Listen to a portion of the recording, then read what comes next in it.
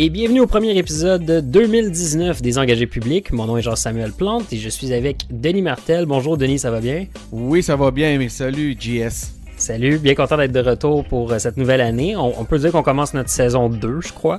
Oui, c'est la saison 2, le premier épisode de 2019. On voudrait saluer François Larouche qui nous a proposé d'appeler 2019 la saison 2. Et clairement, on va pouvoir faire un nouveau set de DVD à vendre bientôt dans tous les bons HMV. Disponible pour les Patreon. Alors, cette semaine, aux engagés, on s'intéresse à Marie-Chantal Chassé qui perd son ministère, ainsi qu'à Vincent Marissal qui a de la classe en surclasse.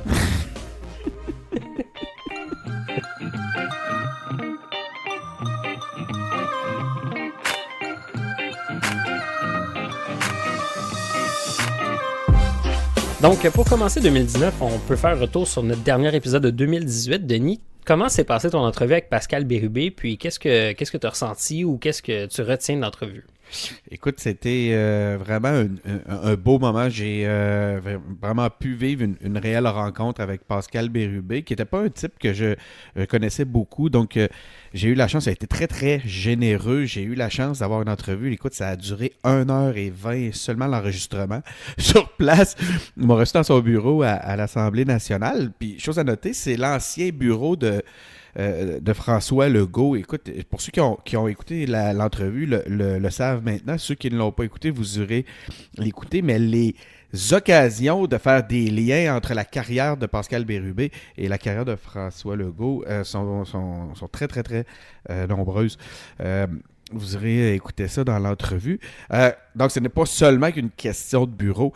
Puis quand je te dis, il a été généreux, c'est que, entre autres, j'étais arrivé sur place, j'ai eu des problèmes techniques. C'est la première fois lors d'une entrevue comme celle-là que j'ai eu des problèmes techniques. Il préparait ses trucs, il signait ses cartes de Noël, il était excessivement gentil, il a été patient, puis suite à ça, il m'a donné, comme je te disais, beaucoup de temps. Il a donné beaucoup de temps pour qu'on puisse faire l'entrevue. Donc, j'étais très content de pouvoir approfondir le personnage. Puis l'élément qui m'a frappé le plus, j'aime beaucoup l'expression qu'on a aux engagés publics sur le monde normal, puis on définit souvent, ouais, puis on aura on va en reparler. Effectivement. Mais tu sais, moi, j'aime un des éléments sur lesquels j'aime définir les gens normaux, c'est les gens qui s'intéressent plus ou moins à la politique d'emblée. Puis je dis souvent aux politiciens, quand t'es pas en dehors de la vie politique, qu'est-ce que tu fais? C'est qui l'individu normal? Ma découverte, c'est qu'il n'y a pas de Pascal Bérubé normal. Il n'existe pas. Puis je le dis vraiment avec bienveillance. Pascal Bérubé, c'est une machine politique. Puis il l'a bien démontré lors de l'entrevue. Écoute, dès le départ, puis tout au long de l'entrevue, il a pris le contrôle de l'entrevue.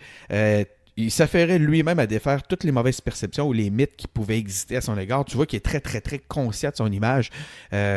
Puis il a adressé tous les points par lui-même. Il s'est vraiment bien cultivé son image. Est-ce que c'est un défaut? Non, c'est pas un défaut. Puis ça m'a rappelé que sa carrière, c'est quelqu'un qui se dédie complètement au service public. Puis de ce côté-là, je l'admire beaucoup. Puis ce que ça m'a fait dire, c'est que ça m'a rappelé que c'est important, ce volet-là. On a cette mission-là aux engagés publics de démystifier le monde politique, de favoriser ou valoriser l'engagement. C'est quelqu'un qui s'engage depuis la première heure. Pascal Bérubé, il est tombé dedans. Puis c'est un amoureux du service public. Puis ça m'a fait dire que c'est important, ce volet-là aussi, le savoir-faire politique. C'est pas juste une question de valeur, c'est pas juste une question de bon sentiment, de dire je veux changer le monde. Il y a ce volet-là chez Pascal Bérubé, mais il y a aussi le savoir-faire. Puis il nous parle entre autres de son équipe lors de l'entrevue, puis on voit là toute l'importance d'une équipe qui travaille bien en politique. Donc, ça m'a fait réfléchir. Que la politique, c'est un travail d'équipe. Il n'y a pas juste l'idéalisme dans ce contexte-là. Quand on réussit à allier compétence et idéalisme, on en arrive à faire des choses beaucoup plus intéressantes, beaucoup plus importantes, puis probablement même des fois gagner. Puis c'est quelqu'un qui nous l'a démontré, c'est Ben Matane à au-dessus de 65%, là, je me souviens plus. Ouais. Fait que très stimulant comme opportunité. Il n'a pas voulu beaucoup l'aborder, mais qu'est-ce qui fait, d'après toi, qu'il ne veut pas se présenter à la chefferie ou à une future chefferie? Quelle bonne question. J'aurais aimé pouvoir, puis tu sais, vers la fin de l'entrevue, c'est peut-être là que j'aurais pu pousser cet aspect-là, puis on manquait un peu d'énergie, puis on a manqué de temps les deux. Ça faisait quand même un bon bout de temps qu'on roulait. Je ne l'ai pas percé, cet aspect-là, Jess. J'ai pas l'impression que j'ai réussi à le percer. Il s'est prononcé là-dessus. Il dit que ça l'intéresse pas, que lui, il est très, très bien dans le volet députation de son rôle et qu'il se dédie complètement à son comté. Je le crois parce qu'il le fait, mais ça m'a pas satisfait, c'est ça, que j'entends ta réaction. Là, ça m'a pas satisfait comme réponse. Je pense qu'il doit avoir autre chose et comme bon politicien dans ce cas-là, il a laissé aller l'entrevue pour sans qu'on approfondisse trop. Mais on sent qu'il y a de quoi. Peut-être qu'il y a un couronnement qui l'attend en 2026. Peut-être. Avec le Parti du Renouveau québécois, où on verra comment on l'appellera. Peut-être effectivement, c'est ça. Peut-être qu'il sent que le prochain tour, avec son flair politique, il sent que le prochain tour n'est pas le tour du PQ, puis qu'il se garde pour un moment de succès. Lui aussi se garde en réserve de la République.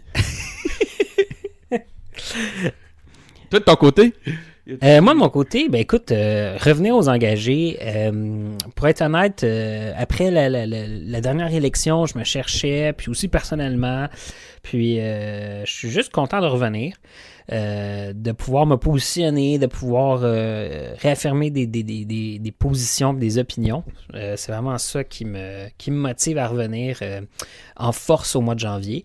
Puis sinon, j'ai passé de belles fêtes, puis c'est très tranquille du reste de mon côté.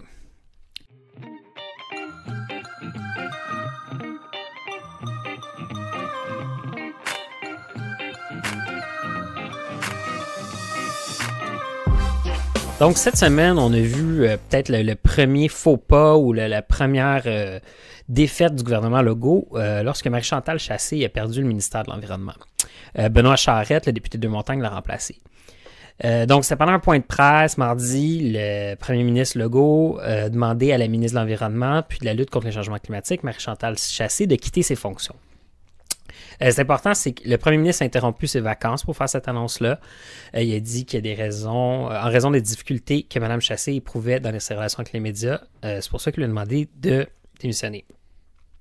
Ce qu'il faut comprendre, là, c'est qu'un ministère, c'est important dans la joute parlementaire, dans la joute politique. Avoir un ministère, c'est un peu, là, après le poste de premier ministre, c'est la deuxième position. Là, c'est la dernière étape des séries éliminatoires du député. Puis quand un ministre quitte aussitôt dans un mandat, ben c'est quand même quelque chose de gros, parce qu'habituellement, ça se fait soit par un gouvernement qui est défait, ou sinon un gros remaniement ministériel où est-ce que tout le monde brasse les cartes, puis il n'y a pas personne là, qui est visé directement.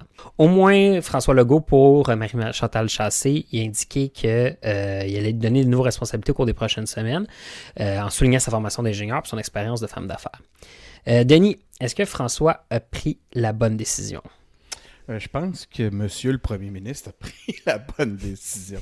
Les dernières interventions de Mme Chassé m'ont fait penser à quelqu'un qui était aux prises avec des attaques de panique. Puis je blague pas, là. C'est vraiment pas un sujet qui est drôle pour ceux qui l'ont déjà vécu. C'est quelque chose d'incroyablement effrayant. Puis je trouve pas ça drôle, cet aspect-là, moi. Puis j'ai des malaises avec les espèces de séances de bullying collective auxquelles on se prête sur les médias sociaux. Le tout poussé, encouragé et affranchi par Infoman. Ça me rappelle, là, entre autres, des reportages où on mettait le Kodak en pleine face des handicapés qui s'exprimaient, des handicapés mentaux qui s'exprimaient dans les conseils nationaux au Parti québécois. Puis je fais vraiment pas de blague avec ça. Je trouvais pas ça drôle. Ça me rend vraiment mal à l'aise. Puis je pense que si Mme Chassé était aux prises avec ce type de problème-là, il n'y avait aucune raison de lui infliger ce supplice-là. Tu spécules, là, c'est pas... Tout à fait, mais je vous invite à aller voir. Puis tu as raison, merci de le préciser là, pour les auditeurs. Je ne voudrais pas que vous pensiez que je vous tentais de vous annoncer ça. Il reste une chose, c'est que je vous invite à aller voir les vidéos dans les dernières interventions qu'elle a faites auprès des médias. Regardez l'intervention avec cette cette idée-là en tête, puis vous me reviendrez avec vos commentaires à ce propos. Puis vous allez voir que c'est pas une théorie qui est complètement farfelue, puis ça pourrait expliquer l'intervention de M. Legault. Maintenant, fallait le faire en sauvegardant le plus possible la dignité de Mme Chassé.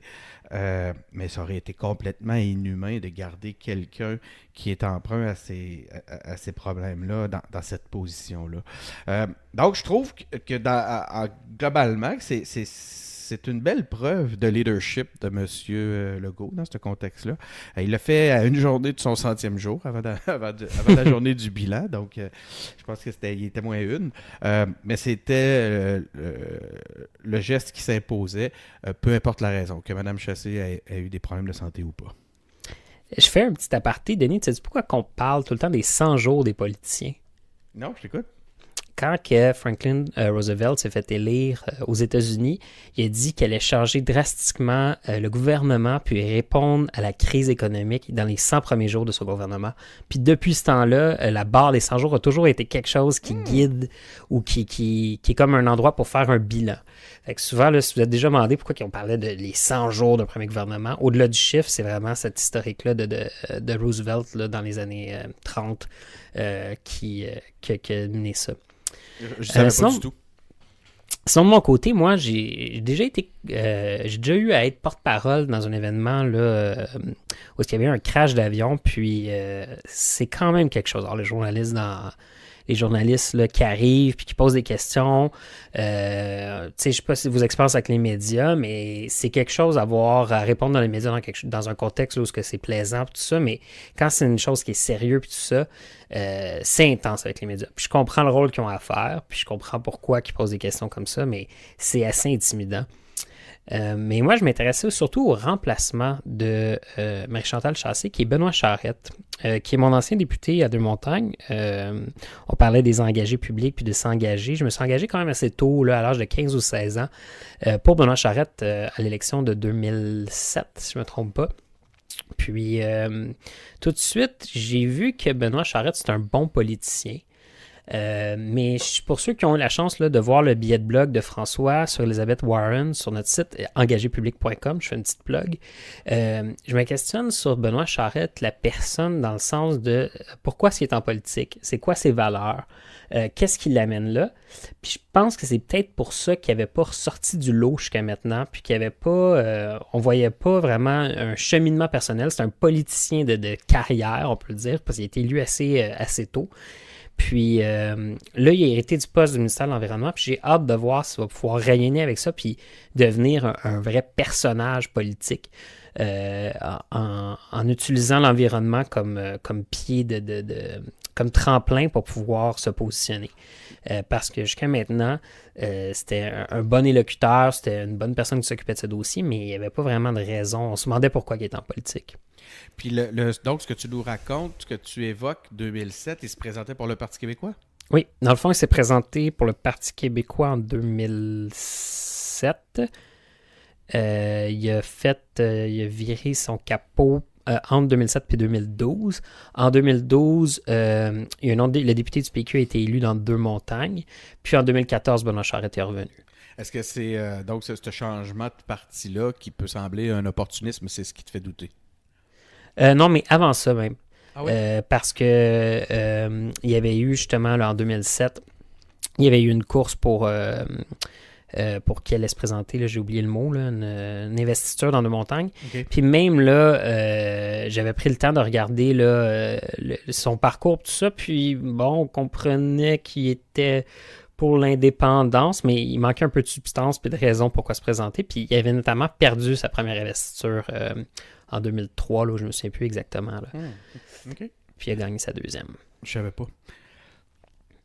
Donc, t'as-tu autre chose à rajouter là-dessus? Non, pour moi, ça fait le tour. Je souhaite bonne chance à Mme Chassé pour la suite. Je ne suis pas de ceux qui vont ajouter des rires à son malheur. Non, c'est de la bonne chose à faire.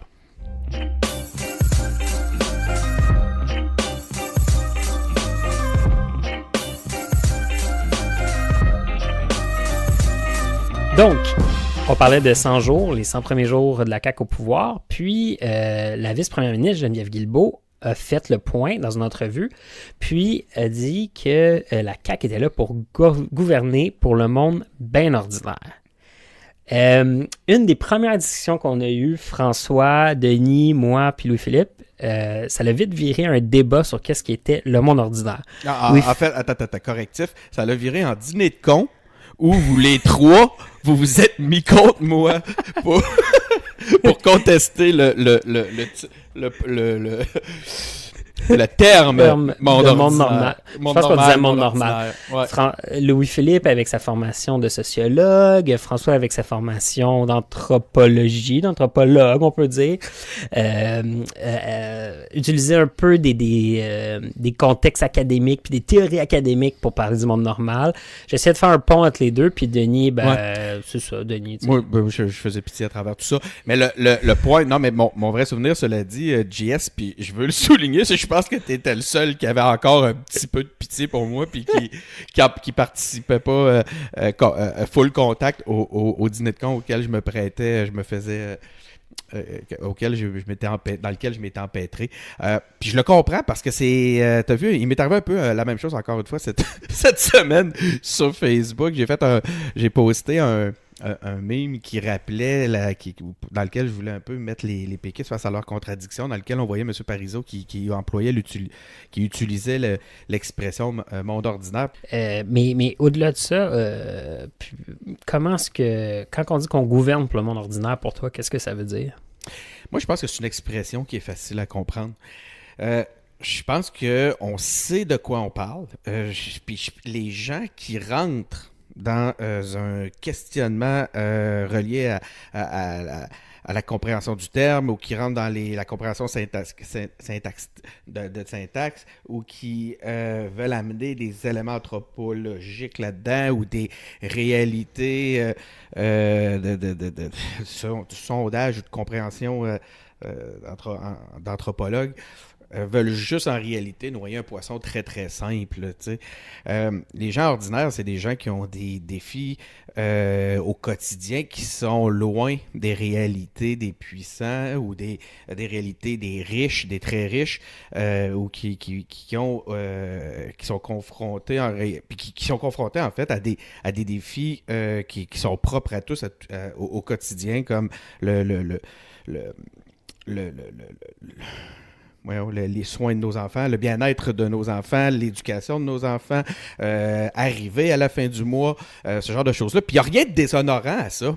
Il n'y a rien de déshonorant à cette réalité-là. Tout le reste est pour moi que des courbettes intellectuelles pour éviter de parler du vrai sujet, puis essayer de faire des jambettes à nos adversaires. Moi, ce que je voulais surtout dans un post comme celui-là, comme je le disais tantôt, c'est mettre les péquistes face à leurs propres contradictions. Tu sais, j'ai comme l'impression qu'ils attaquent l'expression systématiquement parce qu'elle est utilisée justement par l'adversaire, qui est la CAQ dans ce cas-ci. Puis ça m'énerve. Ça m'énerve parce que reconnecter avec les gens ordinaires ou reconnecter avec les préoccupations des gens ordinaires, c'est justement un défi qu'on a actuellement au PQ. Puis de voir des gens ajouter des couches d'intellectualisme vertueux sur une expression qui, en réalité, si tout le monde fait preuve d'un peu de bon sens, est facile à comprendre, mais qu'eux jugent trop populiste pour accepter de l'utiliser tel qu'elle est, ben moi, ça me décourage.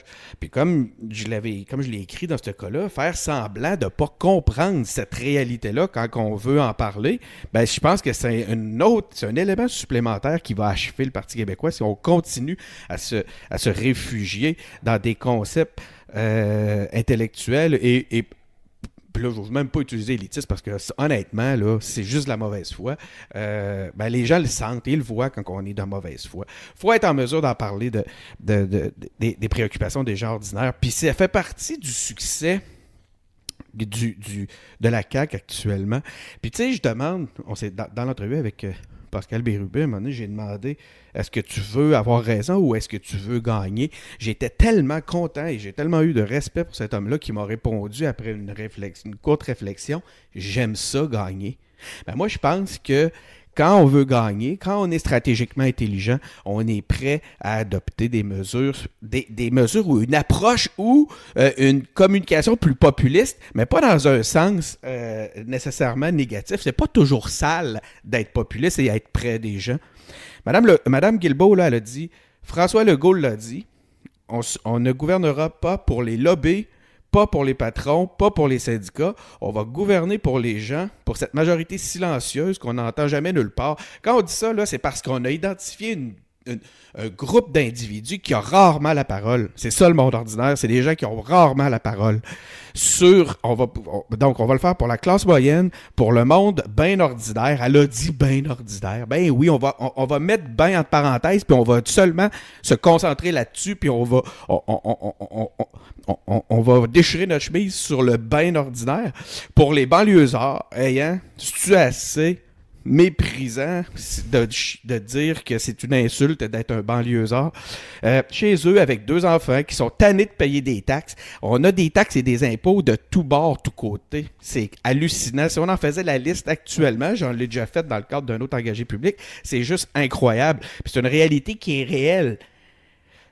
Écoute, juste pour finir, ils nous ont portés au pouvoir avec cet espoir qu'on allait faire des choses pour eux. Non seulement, moi, ça me choque pas, là, mais en plus, s'ils font vraiment ça, parce que là, c'est vrai qu'ils peuvent très bien dire ça pour aller chercher un électorat, puis après ça, faire l'inverse. On l'a déjà vu.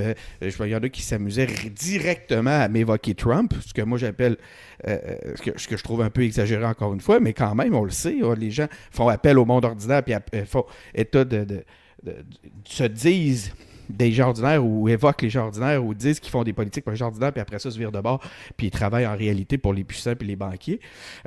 Mais il reste une chose, c'est que s'ils le font, ça, ben moi, je vais applaudir. Puis une chose qui est certaine, c'est pas avec un discours qui méprise ou qui fait semblant que l'expression monde ordinaire, on sait pas de quoi on parle. C'est pas en faisant ça qu'on va gagner le 4-5-0 puis le 4-1-8. Puis c'est pas en promettant simplement de l'aide au lunch ou ben des papillons nationaux qu'on va y arriver. Je vais faire des nuances, tu n'aimeras pas ça, mais... Non, c'est parfait, j'adore. Je veux dire, sur la communication, puis en public, tu peux utiliser l'expression, puis j'ai trouvé, je ne sais plus c'est qui parlait de ça, mais il disait « Le monde normal ne recherche pas le pouvoir ou l'influence. » J'adore. Donc, le monde normal, bon, oui, ils vont vouloir, le pouvoir dans le sens de prendre du galon au travail puis de devenir directeur, puis ça, oui, c'est une certaine forme de pouvoir, là, mais là, on parle du pouvoir médiatique, du pouvoir d'influence, du pouvoir politique. Ça l'exclut nécessairement une certaine forme ou certains artistes qui veulent avoir de l'influence, ben c'est pas des gens normaux parce qu'ils veulent faire rayonner leur personne. Puis le monde normal, c'est pas des gens qui sont c'est des gens qui sont ambitieux au niveau de leur carrière peut-être, au niveau de leur famille, au niveau de à quoi ils aspirent, mais c'est pas nécessairement des gens qui sont ambitieux dans le sens de prendre une place dans la société puis dans l'espace public. Maintenant, une fois que ça c'est dit, il y a 2 choses. Chaque personne qui fait partie du monde normal a des priorités qui sont différentes en fonction de son revenu, en fonction de sa situation familiale. Donc, ce qui est difficile, c'est que pour les stratèges, quand tu recules, puis tu dis, ben, je veux plaire au monde normal, ben, ça devient que faut que tu répondes en éducation, en santé, puis ça devient difficile à avoir des priorités quand tu veux juste répondre au monde normal, parce que tu dois couvrir une multitude de priorités individuelles. Fait que, oui, de le dire, c'est une chose, mais après ça, quand tu essaies de réfléchir à un programme politique, puis une offre politique, puis tu vas offrir quelque chose de concret aux gens, ça devient pas mal plus difficile de juste essayer de limiter ça au monde normal, puis tu tombes dans des situations simplistes, puis la CAQ a promis des choses quand même simplistes, réduire les taxes tout en maintenant ou en augmentant les services. Puis là, ils sont chanceux, une lune de miel, mais j'ai hâte de voir, à vouloir répondre aux préoccupations du monde normal, qui sont des préoccupations relativement simples. J'ai hâte de voir comment est-ce qu'ils vont réussir à faire ça en 4 ans. Écoute, je suis pas contrarié du tout. On est en pleine adéquation. Le point pour moi là-dedans, c'est pas que c'est pas premièrement, j'aimerais ça faire une nuance entre le monde normal et le monde ordinaire. Ce que j'appelle, juste pour le but de la suite des engagés, que ça soit clair pour la suite des engagés publics, l'expression le monde normal, ça vient d'André Arthur qui disait justement que les politiciens, selon un peu la description que tu viens d'amener, étaient des anormaux. Parce que des gens qui sont imbus qui ont un ego insatiable et qui sont prêts à tout pour pouvoir constamment se mettre de l'avant, puis sont loin sont anormaux. C'est pas tous les politiciens qui sont comme ça, là, mais... Non, mais je suis en train de te parler de ce qu'André Arthur disait. T'as raison. Il y a des nuances tout le temps. Le monde ordinaire, c'est surtout une question reliée aux préoccupations dites ordinaires qui sont propres à tous. Toi et moi, Jess, je suis désolé, on a des préoccupations de gens ordinaires. Puis les éléments, c'est la base. Les éléments qui sont des préoccupations des gens ordinaires, c'est des éléments de base. C'est pas les grandes mesures, comme par exemple, pourquoi les péquistes peuvent sembler déconnectés, c'est parce qu'ils, souvent, ils vont constamment répondre à toutes ils vont amener comme solution à tous les problèmes de notre société par l'indépendance. Ce qui peut sembler, pour quelqu'un qui n'a pas des préoccupations, de grands enjeux dans son quotidien, quelque chose ça peut sembler déconnecté. Mm-hmm. Ici, l'idée, c'est pas de dire, puis je le sais qu'il y a des pièges, puis c'est pas définir exactement c'est quoi le monde normal, puis tout cette discussion-là dans laquelle les intellectuels cherchent à nous amener à chaque fois qu'on utilise le mot, excuse-moi, monde ordinaire, je le connais, cet élément-là, puis j'ai aucun problème avec. Le point est de dire que c'est sale d'utiliser le mot et que c'est mal de chercher à être populiste et de s'intéresser à ce type de préoccupation-là. Moi, ça me choque. Mm-hmm. Tu sais, parce que, par exemple, j'ai rien contre le fait que tu m'amènes des grands projets, que tu me fasses rêver, que tu m'amènes plus loin. Mais Christy, démontre-moi donc aussi que tu es capable d'assurer la base. Tout l'argent que je te donne à travers les impôts, est-ce qu'il va me servir est-ce qu'il va assurer la sécurité des éléments de base auxquels j'ai besoin? Puis c'est ça qui fait le succès de la CAQ actuellement. C'est là que tu me rejoins. Mais ça va falloir qu'il le démontre, puis j'attends. On s'en reparlera dans 1000 jours. On est d'accord. On se donne encore une couple de 100 jours.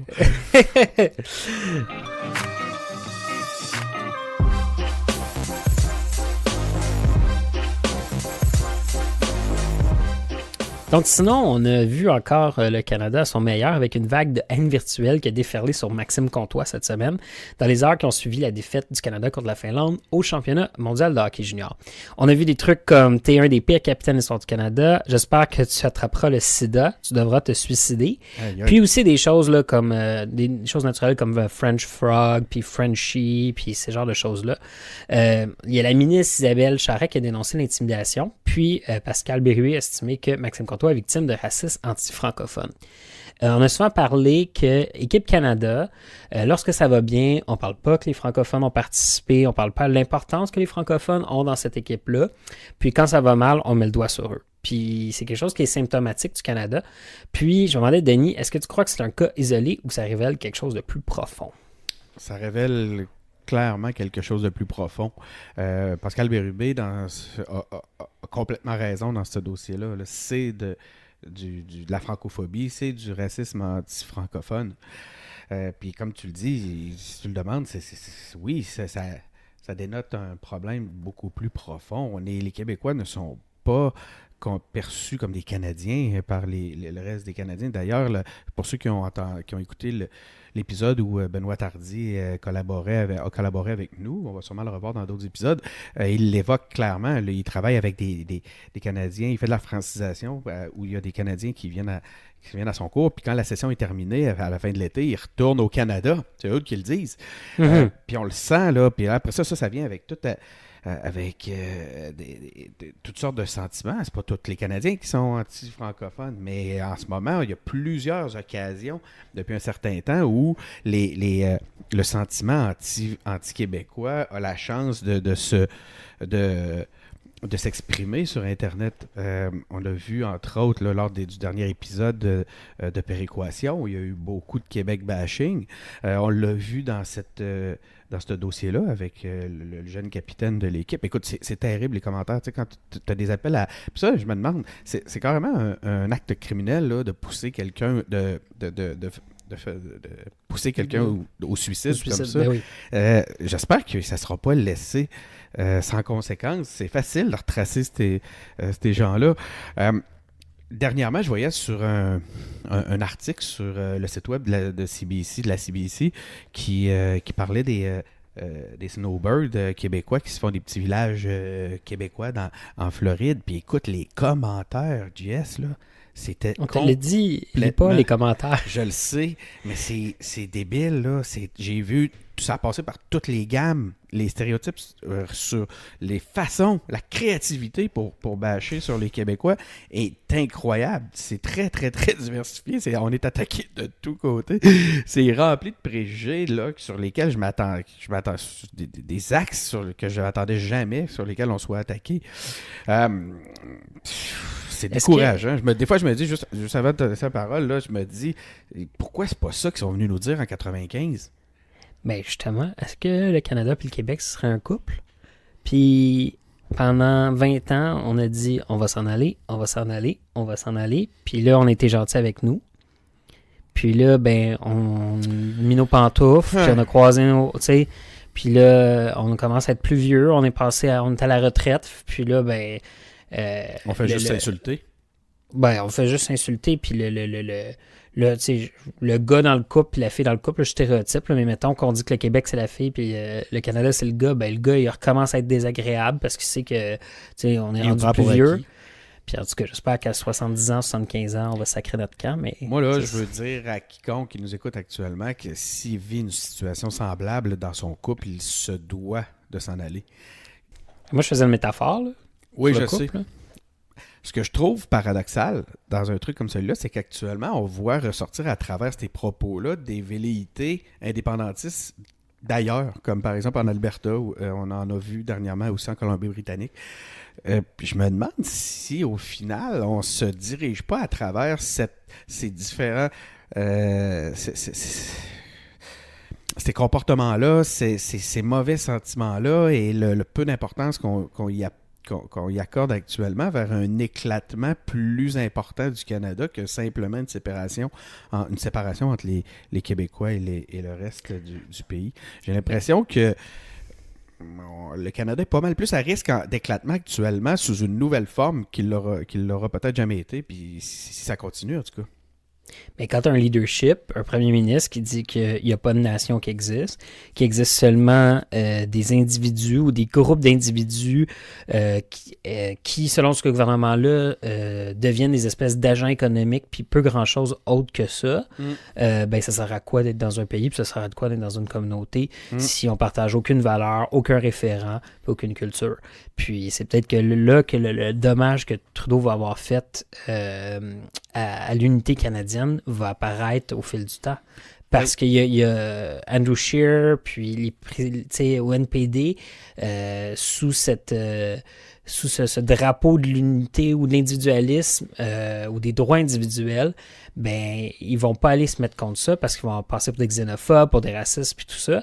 Donc, ils vont continuer à promouvoir cet individualisme-là, puis on va devenir un rassemblement d'agents économiques au service du capital. Sans lien commun, comme tu disais. Puis, tu sais, quand je regarde, je vais ajouter à ça le traitement irrespectueux qu'on a, que nos politiciens ou que nos institutions en ce moment démontrent face aux Autochtones. C'est un autre élément qui va favoriser cet éclatement-là, qui va accélérer cet éclatement-là. Les gens ont un bullshitomètre quand même assez développé. Les Autochtones, ils le voient bien actuellement là, que c'est de la grosse com'. Puis c'est laid ce que Trudeau fait actuellement. C'est le même principe dans le contexte du pétrole. Le pays est rendu une compagnie pétrolière à travers ces politiques-là. Mais puis on a beau mettre des bas de couleur puis faire des beaux sourires. Je pense que le bullshitomètre des gens est dans le piton actuellement. Mais je dis, nous, en tant que Québécois, c'est quoi notre alternative? Je veux dire, un parti conservateur qui va être encore plus dans le pétrole, un NPD faible avec un représentant qui ne semble pas être vraiment connecté avec les Québécois et à la réalité québécoise. Peut-être que le Bloc n'est pas si mal pris que ça pour la prochaine élection. Écoute, vous m'avez déjà entendu sur le blog dans les autres épisodes. Je suis vraiment un des pires des tracteurs du bloc. Là. Je les ai même manqué de respect dans quelques propos. Vous allez être surpris d'entendre que j'ai quelques espoirs quand je vois les propos du nouveau, probablement le nouveau chef. Je ne veux pas le couronner avant le temps. Là. Mais il me donne effectivement, je recommence à regarder vers le bloc avec plus d'espoir actuellement. Cool.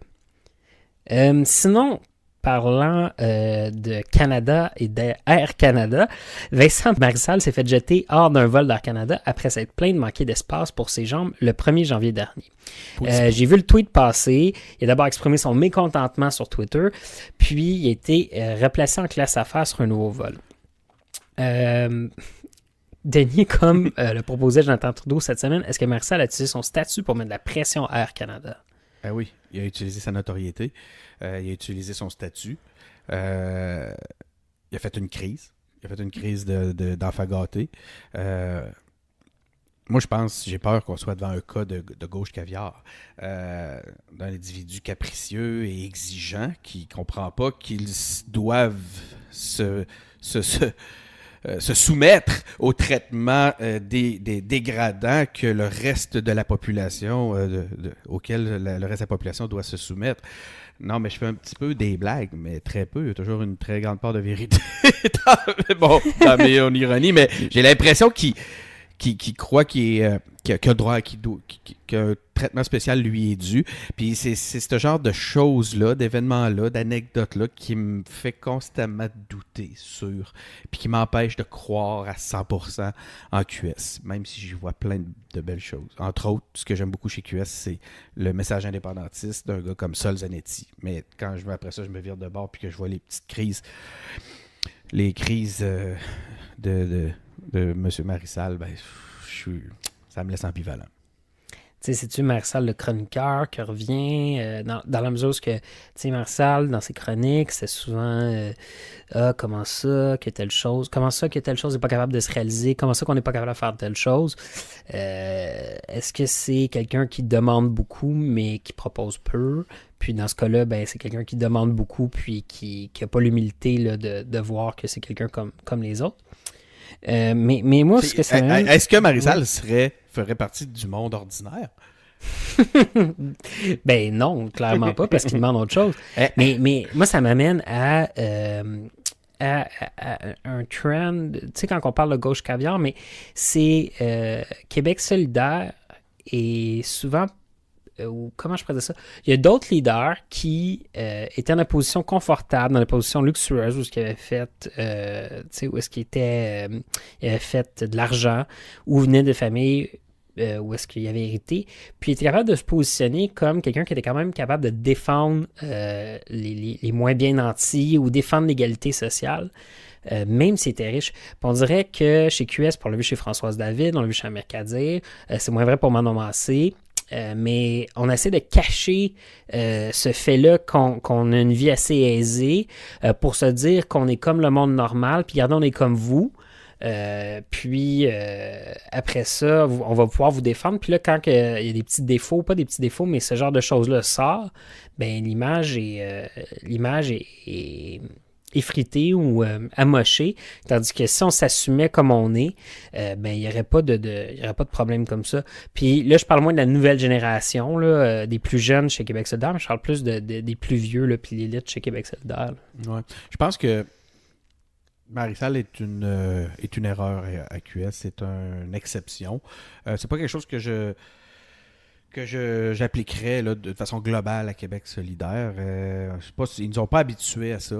Honnêtement, contrairement par exemple à c'est les libéraux cette semaine qui justement face aux commentaires sur le monde normal défendaient le fait que le 1% aussi méritait d'être représenté par le gouvernement. Et moi là j'en capotais de lire des affaires.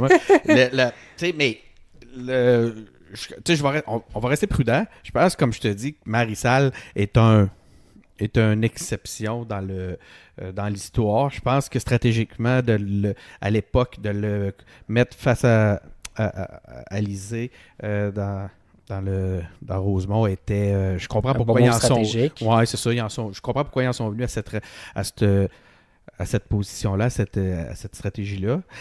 Maintenant, par contre, ça a passé de justesse. Mais juste, tu sais, Manon Mancé, quand elle s'est cassé la jambe, était au Mont-Tremblant.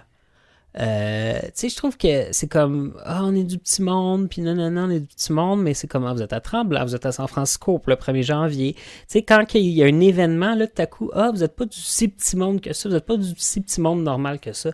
Fait que, ce qui me fatigue là-dedans, c'est tout le temps, on est du petit monde, on est J-Proc puis ballonné, mais là, quand il y a un accident ou quelque chose, il y a un événement, ben, vous n'êtes pas du si petit monde que ça, au lieu de l'assumer puis dire, c'est pas parce que je suis pas, tu sais, je suis capable de me payer un billet à Tremblant, je suis pas capable de défendre les gens, mais c'est juste quand il y a un accident ou un événement que là, ce genre de truc-là ressort, tu sais. Ouais, mais écoute, il va falloir qu'ils trouvent une façon de vivre avec leurs contradictions par rapport à ça. Exactement.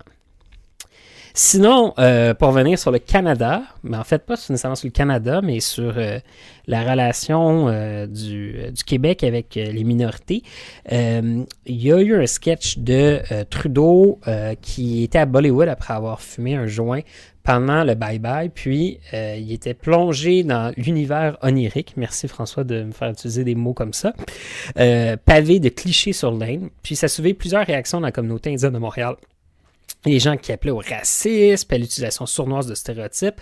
D'autres ne voyaient rien de grave, mais soulignaient que le contexte est délicat dans les derniers mois, puis c'est ce qui expliquerait le malaise. Denis, est-ce que tu trouves que le sketch allait trop loin? Non, je m'en fous. Sans blague, je pense que ce qui est important dans ce dossier-là, c'est d'arrêter de donner de l'importance aux gens qui veulent porter ça comme étant comme ayant une mission par rapport à ça. C'est des conceptions de toutes pièces. Je pense que je serais très, très, très intéressé de comprendre, de voir si même auprès d'une communauté indienne, si c'est quelque chose qui est partagé en si grand nombre, cette perception-là. C'est pas plus global que chercher un sujet puis essayer de trouver quelqu'un qui était fâché. Ouais, je pense qu'on est plus dans un cas effectivement, on devrait plus tourner notre regard sur les médias dans ce contexte-là, effectivement, que vers les gens. Je pense qu'on vit très bien avec les Indiens depuis assez longtemps. Puis c'est pas le premier sketch qui reprend ça. Je pense qu'il doit y en avoir un par année à la télé, il y en a même plusieurs, là, des sketchs qui reprennent des clichés de différentes cultures. Puis honnêtement, là, non, je n'ai pas le goût de donner de l'importance à ça parce que c'est le problème actuellement avec ça, c'est que c'est des occasions pour des gens bizarres de se donner de l'importance à travers, à cause qu'ils ont les médias braqués sur eux. Moi, mon filtre, là, c'était, est-ce que s'il y a une émission, là, Canadian Air Force qui joue à CBC, puis s'il avait fait le même sketch, mais quand il fumait un joint, il était avec des Québécois en bûcheron qui dansaient un 7 carré, est-ce qu'on aurait crié au scandale? Ben non. Non. Est-ce que si les Québécois étaient arriérés puis on les voyait embrasser leur sœur, comme notre premier ministre le fait?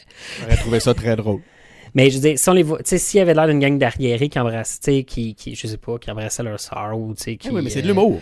Non, mais je sais, mais là, on aurait peut-être dépassé, tu sais, on aurait été fâchés à Montréal par rapport à ça. Mais là, dans ce cas-là, remplace ça par des Québécois qui dansent un 7 carré, puis il n'y a rien de. Il n'y a rien d'insultant. Il y a rien d'insultant là-dedans, tu sais. Je pense que c'est le fil qu'on devrait se placer. Écoute, quand on voyait par exemple les pompes à essence sortir des paniers comme les serpents, je comprends que c'est une tradition. Je sais pas, je connais pas beaucoup la culture indienne, puis là je voudrais pas moi commencer à être irrespectueux, mais je veux dire, ça attaquait pas, c'est pas l'humour, cet humour-là ou ce contexte-là n'attaquait pas la culture ou la tradition. C'était pas ça. Non. Fait que je sais pas ce qu'on veut aller avec ça. Sinon, sujet plus en dehors de Montréal, une majorité des Québécois sont en faveur du registre des armes à feu. Mais le registre est plutôt vide. Il y a la semaine, la date butoir s'en vient dans quelques semaines pour enregistrer ces fusils. On se souviendra là, que, dans le fond, le gouvernement fédéral avait un registre des armes à feu. Les conservateurs ont décidé de l'abolir. Ça a été un bordel informatique. Ça a coûté plusieurs milliards de dollars pour un simple registre. Puis, le Québec a essayé de récupérer les données québécoises du registre pour pouvoir faire leur propre registre. Le gouvernement fédéral, ça s'est rendu jusqu'en Cour suprême. La Cour suprême a dit non, vous ne pouvez pas avoir les données du registre. Fait que le gouvernement québécois doit rebâtir le registre à partir de rien. Puis, pendant ce temps-là, on a encore des collectifs comme Police Souvient qui veut que le gouvernement Legault resserre les taux autour des propriétaires délinquants. Par contre, puis on a un sondage web qui a été réalisé entre le 21 et le 26 décembre auprès de 1000 Québécois. Puis près de 8 Québécois sur 10, 78% souhaitent l'application de la loi dès son entrée en vigueur. Par contre, si on a des amis qui ne sont pas tous dans les quartiers centraux le long de la ligne orange à Montréal, puis qui sont un peu à l'extérieur ou un oncle, on voit que ça soumet, pas ça soumet, mais il y a beaucoup de gens qui sont fâchés contre ce registre-là. Des gens qui ne comprennent pas pourquoi, qui ne peuvent pas posséder une arme, puis qui doivent aller l'enregistrer. Pourquoi le gouvernement doit faire ça? Parce que je veux juste dire à ces gens-là que le point n'est pas qu'ils ne peuvent pas posséder une arme. On leur demande juste de l'enregistrer. Je voudrais juste rétablir cette réalité-là pour ces gens-là. Là. Arrêtez d'exagérer pour faire vos victimes dans ce dossier-là. Mais ils vont sortir un paquet. Je veux dire, ce qui est difficile, c'est que les gens sont braqués, puis ils vont sortir un paquet d'arguments qui vont dire que l'enregistrement ne baisse pas les crimes, que les crimes majeurs dans les villes sont faits avec des armes illégales, ce genre de choses-là. Donc, pourquoi est-ce que je suis obligé de faire ça? Pourquoi le gouvernement doit cette discussion-là, ces débats-là ont eu lieu. Il y a eu des représentations reliées à ça. Les différents corps de police ont démontré que c'était un outil très utile. Que tu sois d'accord ou pas. Moi, personnellement, en plus, je veux dire, je fais juste énoncer des faits actuellement. Je suis pas en train de défendre tout ça, parce que personnellement, je trouve ça, effectivement, je trouve ça exagéré, puis je suis pas vraiment en faveur de ça. C'est pas un dossier qui m'intéresse tant que ça, mais je suis pas quelqu'un qui était vraiment en faveur avec le constamment là, durcir les lois par rapport à ça.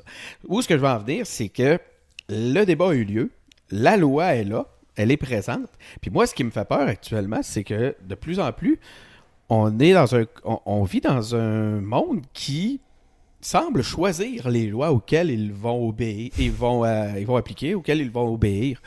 Celle-là fait pas mon affaire. Je n'y obéis pas parce que... Un genre de Netflix libertarien. Je le sais pas, puis je trouve ça incroyable. Puis cette réalité-là, on la voit aussi. On a un titre. Netflix libertarien. Tu sais, ce concept-là, on le voit entre autres avec la loi 101. C'est pas tout le monde. Il y a plein de gens qui s'autorisent à ne pas la respecter. Puis c'est pas plus grave que ça, puis ça choque personne. On a plusieurs lois, il y en a quelques-unes auxquelles on choisit de ne pas obéir. Le français au travail, c'est pareil. L'enregistrement des armes, moi ça fait pas mon affaire, je le ferai pas, donc c'est pas grave. Est-ce que vous allez appliquer les règles? Est-ce que vous allez donner des amendes? Ah, peut-être pas. Qu'est-ce que c'est ça? Mais ça... Il y a des lois! Go ahead! C'est mon petit côté, c'est mon petit côté répression, mais je veux dire, si on décide de voter en communauté une loi, puis des gens décident de pas la suivre, ben il faut qu'il y ait des conséquences. Oui, applique-la ta loi, là. Mais là, les gens vont répondre, non, l'État policier, puis tout ça. Puis, les anglophones vont dire, la police de la langue, on peut même pas parler dans notre propre langue, on peut même pas être qui on veut. Ben, la prochaine fois, là, ils s'engageront, puis ils iront traiter du dossier, ils iront négocier, ils iront adresser leurs points quand c'est le temps. Puis au lieu de laisser les politiciens s'occuper d'eux, ben ils s'occuperont de leur avenir eux-mêmes. Donc, si tu t'occupes pas de la politique va s'occuper de toi. Là, ben, on est en plein dedans. C'est pas une fois que la loi est passée que c'est le temps de demander à la meute de venir t'aider. Wow, Denis, je pense que tu as bien résumé les engagés publics encore une fois.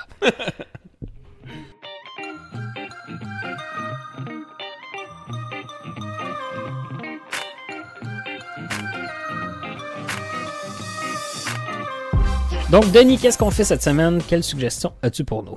Allez voir Vice. Le site, vice.com. François m'a parlé de ça plus tôt, puis j'ai été sur le site de vice.com, puis là, il disait qu'il y avait des otaries, pas des otaries, mais des phoques dans un village de Terre-Neuve. J'étais comme, OK, mais encore. Puis t'es comme, non, Vice le film, le con. Ouais, je me suis désabonné de toutes les Juste en passant, non, je parle pas de Vice, mais j'aimerais ça spécifier que je me suis désabonné de toutes les plateformes de Vice dernièrement à cause justement de leur stratégie éditoriale qui est de plus en plus insignifiante. Quoi qu'il en soit, non, je parle de l'histoire de Dick Cheney aux États-Unis. Vous le savez, je suis pas moi qui est le plus connaissant en politique américaine. À chaque fois que vous commencez à en parler, je suis comme... je commence à sonner occupé. Mais j'ai trouvé... premièrement, sur mon éducation, ça a été... j'ai beaucoup appris.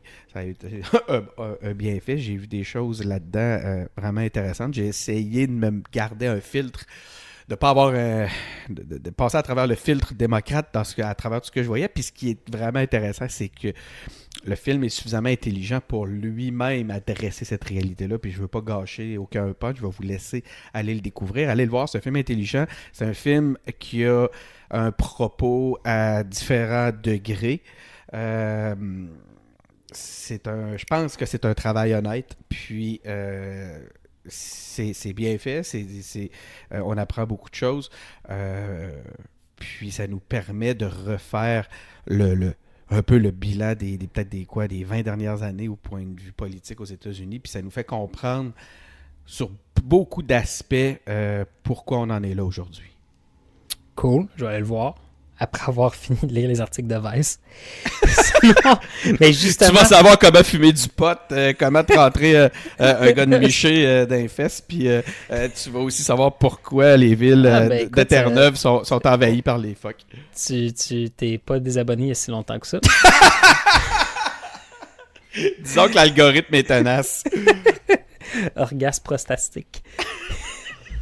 C'est un article sur le site. Aïe, aïe. Ok, on coupe, hein? Cote 21h. Sinon, parlant de sites comme Vice avec des stratégies éditoriales douteuses, j'ai lu un article de BuzzFeed News, mais qui était super intéressant, un article de fond qui s'intitulait « How Millennials Became the Burnout Generation ». Puis ce qui était vraiment intéressant, c'est on s'intéressait au fait que les milléniaux sont déconnectés, se sentent à bout, sentent qu'ils n'ont pas d'énergie, ils n'ont pas envie de continuer.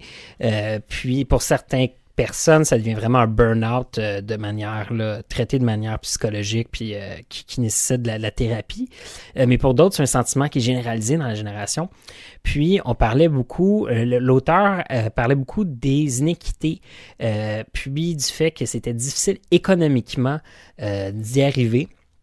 Peut-être moins vrai ou moins fort ici au Québec qu'aux États-Unis, mais ça reste que c'est quand même là. Puis, ce que j'ai beaucoup aimé, c'est que face à ces iniquités-là, puis face à ce sentiment-là, mais oui, il y a un travail personnel à faire, mais il y a surtout un travail collectif à faire. Puis, il y avait un appel à l'engagement dans cet article-là qui était comme, mais si vous trouvez que c'est difficile de vous acheter une maison, c'est difficile de pouvoir économiser, que vous pensez que vous n'allez pas pouvoir prendre votre retraite, bien, vous pouvez travailler sur vous, puis sur votre carrière, puis sur vous pouvez travailler sur vous, sur votre carrière, sur vos épargnes, mais c'est surtout en vous engageant politiquement, en changeant les lois, en vous assurant que tout le monde a une chance égale. C'est comme ça que vous allez pouvoir sortir de ce sentiment-là de burn-out puis d'écrasement. Donc, c'est un article qui était très intéressant parce qu'on partait du moi puis de mes problèmes de moi vers la collectivité. Puis c'est super intéressant. Oui, moi je pense que c'est vrai que c'est intéressant, puis face au découragement que peut entraîner toute la négativité avec laquelle on est bombardé à travers les médias de masse, entre autres, là, effectivement, c'est important de ne pas se replier trop sur soi-même. C'est important, c'est intéressant selon moi de toujours avoir un travail sur soi, mais Christy, qu'il faut que les gens sortent puis s'affairent à changer les choses. Mais sur ça, c'était notre balado de cette semaine. Donc, n'oubliez pas de vous abonner sur Apple Podcasts, Google Podcasts et SoundCloud. Suivez-nous sur nos pages Facebook, Twitter et maintenant YouTube. Puis, engagez-vous en visitant notre nouveau site web à engagerpublic.com. À la semaine prochaine!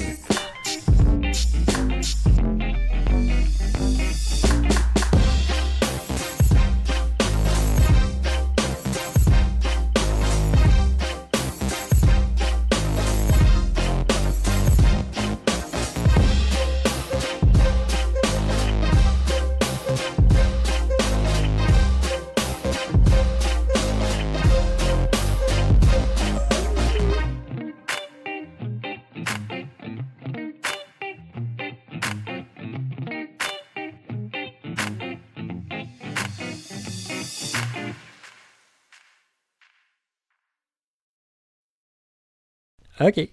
Donc, ça va être ça, puis on va faire la On a suggestion. réussi à faire de Denis quelqu'un d'inspirant et d'inspiré. Ça a juste pris 6 mois. 100 jours. On va faire les 100 jours de Denis.